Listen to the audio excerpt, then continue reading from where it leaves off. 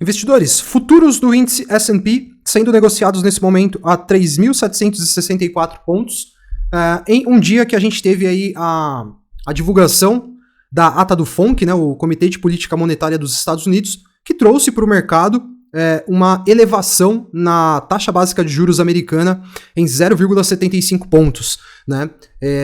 A gente teve aqui uma queda nos futuros de S&P que abrem e fecham às 7 da noite, veja bem, é às 19 horas que a gente tem a abertura e o fechamento aqui de cada candle nesse gráfico de futuros. A gente teve no candle diário que fechou agora às 18h59, a gente teve uma desvalorização aqui na casa dos 2,5%, né, que pro S&P é uma queda até agressiva, né? E eu vou compartilhar com vocês, vou fazer o seguinte aqui na análise. Primeiro eu vou compartilhar uma notícia aqui do Infomoney, tá? Que é onde a gente vai falar um pouquinho aqui sobre o pronunciamento do Jerome Powell, que é o presidente do Fed. E depois a gente parte aqui para a análise técnica que está seguindo rigorosamente as nossas projeções.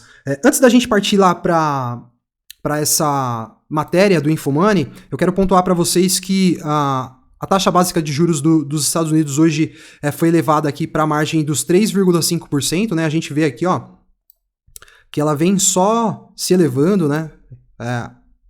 Estamos na crescente aí em relação ao interest rate, que é a taxa básica de juros americana. Então, 3,5% para tentar conter uma inflação que está aqui estabilizada na casa dos 8%, né? Ó, na casa dos 8%. E o grande temor do mercado nesse momento é assim, o quanto o Comitê de Política Monetária vai ter que elevar a taxa básica de juros para fazer com que essas barrinhas aqui, ó, elas voltem a cair até chegar lá na casa dos 2%, né, que já estaria bem aqui embaixo, que é a meta de inflação do Fed, né?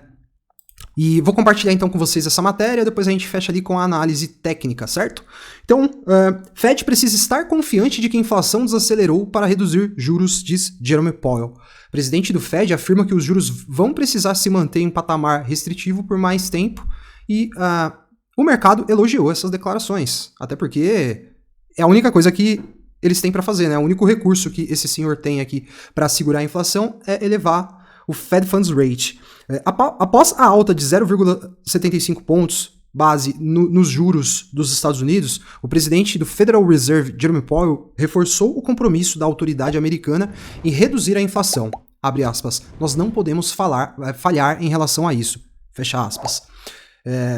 Ele também disse, abre aspas, o mercado de trabalho continua fora de equilíbrio. Isso porque os Estados Unidos estão enfrentando aí um cenário de muita oferta de trabalho, existem muitas vagas que não estão sendo preenchidas, né? E para você conter a inflação, você também precisa ter um equilíbrio nessa relação de oferta e demanda por trabalho, né? E o Jerome Powell também indicou que o Fed vai seguir dependente de dados, né, relacionados à inflação e, enfim, outros indicadores decisivos para a economia dos Estados Unidos para decidir sobre os juros. Né? Mais uma vez, o Fed vai depender de dados para decidir sobre a magnitude de suas próximas decisões em relação à alta de juros, né? Ele está querendo dizer aqui. Abre aspas. Em algum momento vai ser apropriado reduzir o ritmo de alta de juros. Fecha aspas. Isso foi o que o Jerome Powell colocou nessa reunião. Porém, abre aspas, ele disse, para reduzir juros, precisamos estar confiantes de que a inflação está desacelerando. Powell também falou que existe a chance do Fed chegar a um patamar de juros e se manter nele, mas acrescentou que esse nível ainda não foi alcançado, ou seja, teremos ainda mais altas aí pela frente, e pelas próprias informações que foram divulgadas na ata do FONC, existe a expectativa de que ainda nesse ano a gente atinja, ou os Estados Unidos, né, atinjam aí a margem dos 4% no Fed Funds Rate. Abre aspas. Nos movemos hoje para o nível mais baixo do que consideramos restritivo, disse Powell, fecha aspas, disse Powell. Segundo ele, os dirigentes do Fed consideram que o núcleo da inflação não está onde deveria. Abre aspas, queremos ser agressivos agora e manter assim até derrubar a inflação, fecha aspas. Isso foi o que ele disse. Segundo o Jerome Powell, o risco de recessão é incerto, né? Sobre o risco de uma recessão, Powell se mostrou incerto, dizendo que um pouso suave é desafiador. Ele disse, ninguém sabe se chegaremos a uma recessão e se isso acontecer, o quão profunda será. Mas não trazer a inflação para baixo traria dores maiores adiante. Só que assim, nesse ponto da recessão a gente pode até afirmar, né? Conta outra, senhor Jerome Powell, porque eu acho que a recessão americana, ela tá, assim, já é tão certa quanto o pôr do sol que vai acontecer no dia de amanhã. E ele nega, né? Claro que ele tá na posição que ele só vai assumir a recessão quando ela acontecer, assim como a inflação, né? Que no ano de 2020, ou até mesmo ano passado, que a gente estava vendo os índices de inflação se movimentando para cima, e eles estavam acreditando que a inflação era transitória, com aquela história de inflação transitória, só que negativo. A gente sabia que eles teriam problemas, e eles negaram até um ponto que eles não conseguiriam mais negar que a inflação era um problema. Então, em relação à recessão, eles vão fazer a mesma coisa, eles vão negar até chegar aquela hora que, tipo assim, a recessão é um fato que só um louco para negar, né? E é isso que vai acontecer. Então, essas são as expectativas aí para os juros, né, americanos, para a taxa básica de juros americana, e a gente sabe que é uma lógica bem simples, juros para cima, bolsa para baixo, e aqui já falando da análise técnica, o S&P ele segue na direção aqui da nossa região, que é o cenário base que nós temos para o S&P, certo, investidores? Que é ver o índice, esse principal índice da bolsa americana, vindo aqui retornar pelo menos para esse nível pré-pandemia, certo? Então eu acredito que a gente vai ver o S&P vindo buscar pelo menos aqui a casa dos 3.300 pontos, certo? E aí nessa movimentação de curto prazo a gente pode colocar, bom, na nossa última análise aqui no canal do S&P, o S&P estava mais ou menos aqui, né? Ó, vocês podem olhar aí na última análise. Eu tinha colocado para vocês que eu acreditava que ele poderia se projetar até esse retângulo amarelo aqui. Vocês lembram o que aconteceu? Ele veio o índice acessou esse retângulo amarelo que a gente tinha desenhado, deixou um pavio e voltou a se projetar para baixo, né? Formou aqui o segundo pivô de baixa, né? Então a gente teve, ó, topo, fundo, topo descendente, fundo descendente, topo descendente e agora formando um novo fundo que vai ser descendente. Então, mais uma tendência de baixa aqui dentro de uma tendência de baixa ainda maior, né? Ó, isso aqui é uma tendência de baixa ainda maior. Então, o que a gente está projetando nesse momento? Que o S&P vai vir testar essas mínimas aqui, certo? Essa mínima aqui, que está aqui já lá na casa dos 3.617 pontos, né?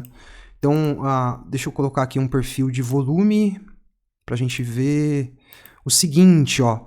Perdemos o ponto de controle, perdemos a região do 61 de Fibonacci, e a gente está aqui já quase perdendo essa margem de suporte, que é o último suporte que a gente tem aqui, até que o S&P vá lá retestar aquele fundo, certo?